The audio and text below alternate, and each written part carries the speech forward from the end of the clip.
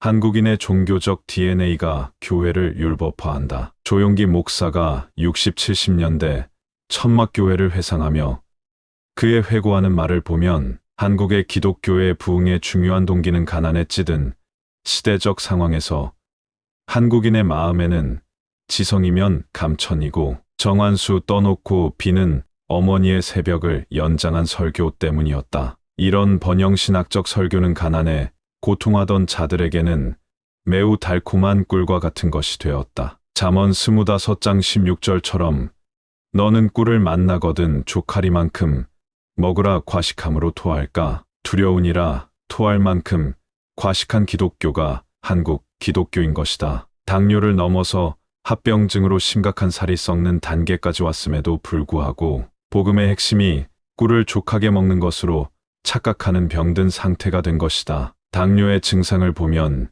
옛 문둥병과 동일한 병증을 보이는 것으로 보아 현대판 문둥병이 당뇨로 보인다. 그런데 이런 번영의 신학과 설교에는 빠지지 않고 등장하는 당부가 노력, 열심, 헌금, 봉사 등 인간적 행위를 강조하는 결론을 내리는 것이다. 이때 인간은 일한 것을 자랑스럽게 여기며 로마서 4장 4절 일하는 자에게는 그 삭을 은혜로 여기지 아니하고 빚으로 여기거니와 에서 그런 자들은 마음에 하나님을 빚장이로 여긴다는 말이 나온다. 그들은 그들이 일한 노력의 대가를 마음에 기대하고 요구하고 그것을 부르짖어 얻으려고 하는 것이다. 그런데 교회 비즈니스의 CEO로서 목사들은 일정한 매출을 기대하고 그것을 세속의 복이라는 것을 얻는 방법으로 교인들 조직, 봉사, 노력, 헌금, 11조 등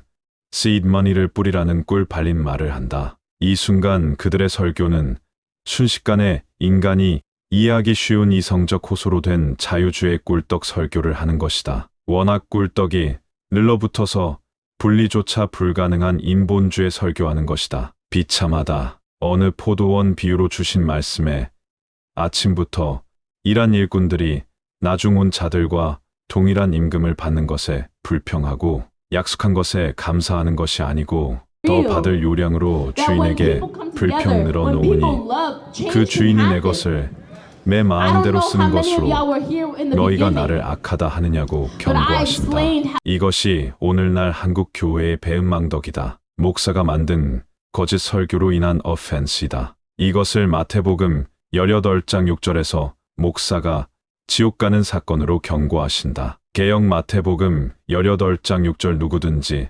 나를 믿는 이 소자 중 하나를 실족해 하면 차라리 연자 맷돌을 그 목에 달리우고 깊은 바다에 빠뜨리우는 것이 나으니라. 온통 한국의 교회는 이런 자기 속임에서 벗어나지를 못하고 있다. 하나님이 우리에게 주시는 참 복은 로마서 14장 17절 개역 롬 1417 하나님의 나라는 먹는 것과 마시는 것이 아니요 오직 성령 안에서 의와 평강과 희락이라.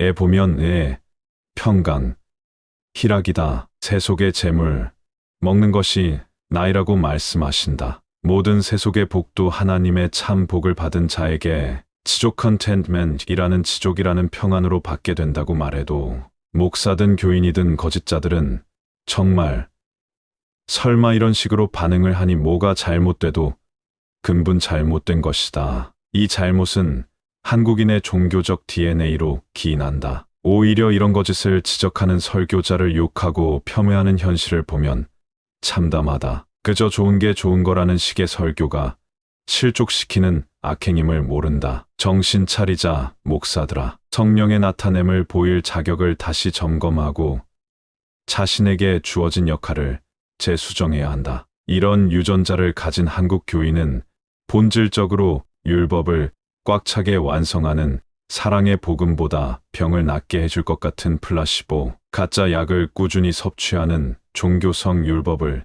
더 사랑한다. 율법은 묵은 포도주이다. 누가복음 5장 39절 묵은 포도주를 마시고 새 것을 원하는 자가 없나니 이는 묵은 것이 좋다 함이니라. 처럼 오래된 계명 구약의 율법을 새 언약 복음보다 더 좋다고 말한다. 에이그 정신 차리자.